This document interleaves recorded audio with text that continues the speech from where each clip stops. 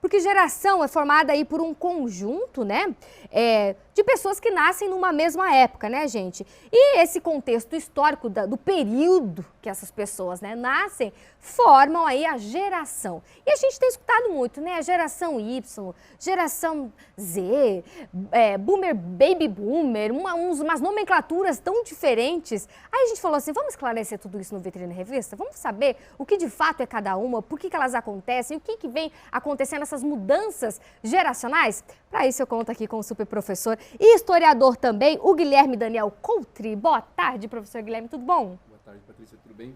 Tudo certo. Tudo bem também. Explica primeiro, somos divididos então em gerações, professor, é isso? Isso. Acho que a primeira coisa para a gente entender, para falar de geração, é entender por que a gente fala em geração. Certo. A gente tem que entender que o estudo de gerações está muito vinculado a essa mudança do mundo, o mundo em transição. Como é que a gente vai entender, né, a formação da sociedade? Então, é uma área que vai abranger história, sociologia e psicologia, para a gente entender essa formação no mundo que se transforma tão rápido. Tanto que quando a gente vai olhar para as gerações, existe um gap que vai diminuindo. Então, a primeira geração que a gente vai falar, por exemplo, os baby boomers, hoje, no caso, vai ter 20 anos mais ou menos. Hoje em dia já tem 10. Da alfa para beta, já tem 10 anos. E aí, o interessante é a gente entender o porquê saber sobre gerações, para a gente poder saber falar com os diferentes públicos também. Sim, com certeza. É claro, historicamente falando, nós temos overlap, nós temos uma sobreposição. Uma geração Y e uma geração Z vão misturar características, não é uma coisa fechada. Né? Nada nas humanidades são fechadinhas assim, por isso são ciências humanas e não exatas. Mas a gente consegue caracterizar baseado no contexto histórico, econômico, social e, obviamente, da onde a gente está. Então, quando a gente fala de baby boomer, a gente fala dos Estados Unidos. Ah, No Brasil, por quê? porque o baby boomer vem no pós-guerra.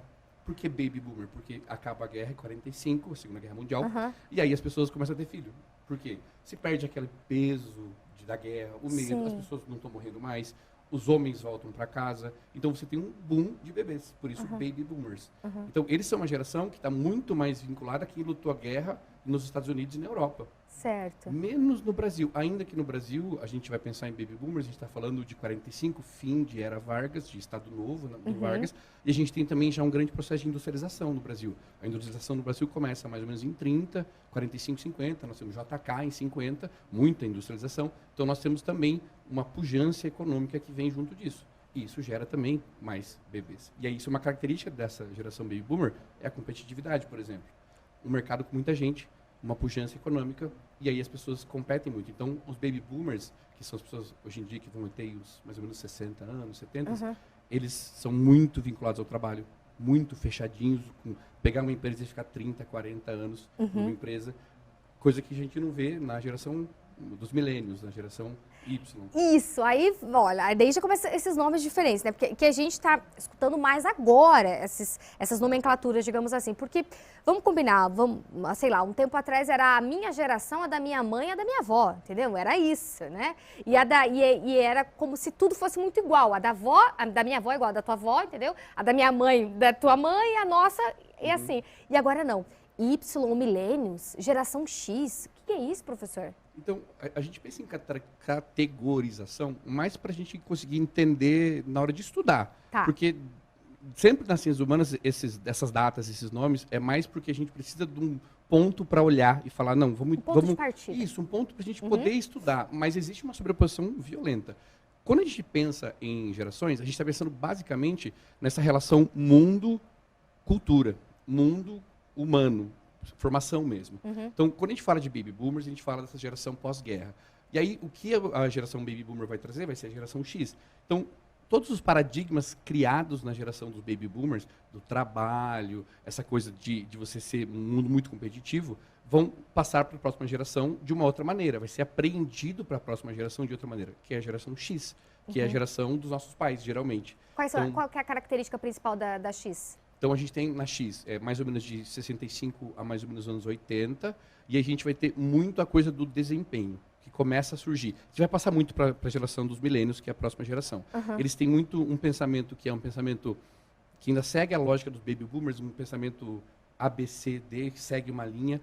é marcado também isso no nível global pela Guerra Fria, então um pensamento dicotômico, ou sim ou não, bem e mal, porque quando a gente pensa em Guerra Fria, a gente pensa na formação de 2 blocos econômicos, e é uma geração angustiada por causa desses ismos, do capitalismo, do socialismo e dessa Guerra Fria que vai entrar no imaginário popular, e aqui no Brasil entra no imaginário popular, nos Estados Unidos e na Europa, que vai fazer com que tenha muita subcultura. Então, quando você pensa em geração X, você começa a pensar nos punks, você começa a pensar nos góticos, você consegue pensar nos clubbers, numa época dos anos 80 ali, que começam a procurar o seu lugar no mundo.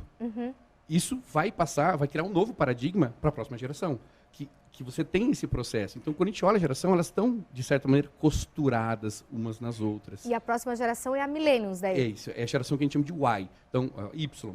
Justamente porque a palavra em inglês, Y, é por quê? Então, é uma geração que está buscando, tentando entender o seu lugar no mundo. Uma geração que a gente acaba chamando de millennial, vai mais ou menos dos anos 90 aos anos 2000, de novo, sempre tem um overlap ali, né? Mas que eles estão pensando onde eles se encaixam no mundo.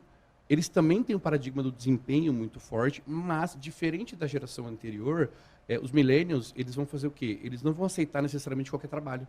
Eles têm a ideia da hierarquia diferente. Então, não é porque eu entrei agora numa empresa que eu preciso ser tratado mal. Isso é uma coisa que marca, mas eles ainda são voltados ao trabalho. É uma geração que pega também essa transição do analógica, né, para o digital. Então, a gente tem, eu me falo porque eu me coloco na geração, sou de 90, certinho, de pegar essa transição e de conhecer um mundo pré-digital e entender o novo mundo digital. Então, já tem totalmente uma facilidade com as tecnologias, mas também não é um cara que vai mexer num videocassete e não vai saber o que é isso, é como se fosse uma coisa alienígena, né? Então, ele é uma geração de transição. E quando a gente olha para essa geração hoje em dia, é uma geração que, por exemplo, não está mais tão preocupada em fazer família, necessariamente, não está tão preocupada necessariamente em comprar uma casa. Claro, economicamente falando, a gente está numa posição que é mais difícil, mas é muito mais preocupado, por exemplo, em experiências. Viajar, ir para os Estados Unidos, ir para a Europa, fazer um mochilão, aprender um instrumento. Tem um paradigma ainda marcado pelo desempenho. Então, as pessoas foram fazer faculdade, elas foram se especializar. A geração aí que tem mais ou menos 30, 40 anos, 35, é uma geração que estudou, que tem mestrado, doutorado, que está preocupado, mas ao mesmo tempo não deixa de fazer, não, eu vou comprar o que eu quero, eu vou ter essa experiência para mim. Que maravilha. Geração Z e Alfa. Então a Z seria a partir dos anos 2000 até mais ou menos 2010. Não, dos anos 2000 até mais ou menos 2010. Então a geração Z, de nascimento, no caso, né? Vai ter mais ou menos aí os seus 20 anos hoje, 22, 23, 24. Essa é a tal da nativo digital. Então, essa é aquela geração que já nasceu com a tecnologia digital super desenvolvida, já teve celular quando era criança, eu tive celular quando era adolescente, e não existia smartphone, né? E aí eles mudam esse paradigma, por exemplo, sobre informação. É a primeira geração que vai ter acesso a, por exemplo, uma das coisas mais fantásticas que eu acredito que é a Wikipédia, que é, por exemplo, você ter essa coisa que é iluminista, né? De você fazer uma enciclopédia que tenha todo o conhecimento do mundo e que a informação agora é fácil. Eu lembro, quando eu era moleque, que tinha que comprar a Barça. Eu tinha a Barça também. Tinha um montão de livros, assim, que era caríssimo, inclusive, para comprar. E se você tivesse que estudar, você tinha que ir lá caçar, né? Eu lembro que para aprender inglês, por exemplo, eu tinha que pegar um dicionário, Aurélio, e fazer a tradução. Eles têm toda essa informação de maneira muito simples. E, então, isso faz com que eles tenham, por exemplo, um pensamento muito mais não linear. E a geração alfa mais ainda. Então, um pensamento que consegue fazer links que não são necessariamente A, B, C, D. Ele sai do A para o 3. Ele faz ligações diferentes. E é uma geração que, claro, de novo, isso não é uma característica, não é uma listinha que você marca, né, todas essas características. Então eu sou da geração Z. Mas é uma geração que ainda está se encontrando em sua identidade. É uma identidade muito mais plural e é uma identidade muito mais vinculada à internet. Entendi. Então, o crescimento dos influencers, crescimento, eventualmente, do Instagram, do TikTok, que criam essas figuras que elas não são de subculturas. Elas são um aspecto da cultura mais tradicional, só que num nicho diferente que a internet. Porque você pensa no influencer, não necessariamente ele é gótico, ou ele é punk, ou ele é de uma subcultura que... E ele era a subcultura dos anos 80, dessa geração Z, é uma subcultura que vive a subcultura. O cara vai pro rolê, que é punk, ele usa a camiseta, ele come a comida, ele vive. Já não, eu olho meu TikTok, eu gostei desse influencer, então eu posso pegar coisas dele, mas eu não preciso ser ele. Isso. Eu posso pegar outro. E assim vai. E assim vai. E aí a geração alfa, que seria de 2010 para cá, então nós temos um gap agora, de 2010 para 2020 já mudou. Agora 2020 já é outra geração, que é a beta, que aí a gente fala isso que está muito vinculado ao contexto histórico. Então, pandemia, né, que nós tivemos uma crise econômica em 2008, por exemplo, que diminuiu esse gap do que a gente chama de gerações, porque mudou o contexto histórico e econômico. Então, a geração alfa seria essa geração das crianças de 10, 12, 14, 15 anos, e aí elas são uma geração muito, muito mais marcada por essa informação muito rápida, mas que não necessariamente ainda se consegue entender enquanto conhecimento. Eu digo porque eu sou professor, então o que eu falo? Meus alunos, eles são gênios, ao mesmo tempo que você pede, às vezes, uma coisa simples, que pra gente era simples, e não é mais simples para eles. Então, por exemplo, eu lembro que na minha época, falar de inglês era uma coisa que todo mundo falava como uma coisa que, não, você aprende inglês, faz no colégio, você faz ali, às vezes, um curso, e aprende jogando videogame, ouvindo música. Eles têm todas essas facilidades e eles não usam. Olha Por só. quê? Porque agora o mundo facilitou que tudo é traduzido.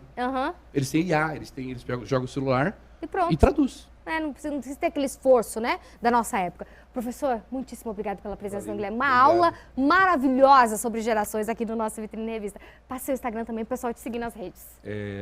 @GDCoultre, COLTRE, no Instagram.